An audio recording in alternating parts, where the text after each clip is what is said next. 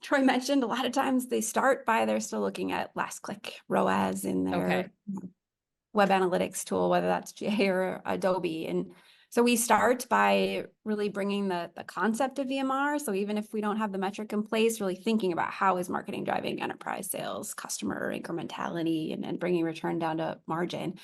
A lot of times we then are putting like our measurement tool in place, map, or honestly working with other third-party measurement tools if that's what's in place there, and really helping them better quantify a more holistic view of marketing's impact. So ideally we'd have map in place, get into EMR, and we start slow, as Troy said, and looking at how do we diversify the mix by first looking at enterprise sales and making smarter investment decisions and diversifying their media mix through looking at enterprise and then bringing in customer and bringing in smarter customer strategies as well.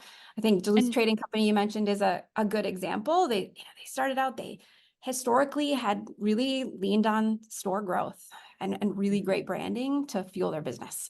And they saw really great success. But, imagine get into the pandemic area 2020, they really had to reinvent and really think differently about how marketing a more holistic marketing strategy could really fuel their growth. And so they looked at, diversifying from heavy mix and linear TV and direct mail, but had the right measurement tools in place, had the okay. right testing strategy to really step into other tactics. Some of the ones that Troy mentioned, connected TV, digital audio and video, and they've got a really powerful influencer campaign. And now, the CFO is not asking when's that direct mail campaign going to drop, and thinking that that's going to fuel next week's sales, but they're really, when is that influencer campaign going to be in market, and kind of what's that return going to be, and how's it going to fuel the business? It's really reinvented how they think about marketing, and they're really driving great outcomes from their marketing program.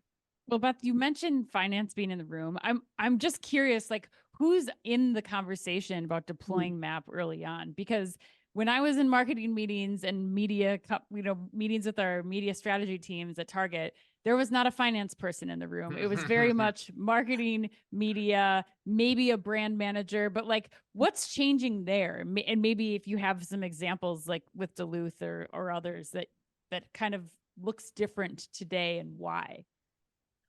Honestly, the biggest part of the most of the organization we want to understand Right.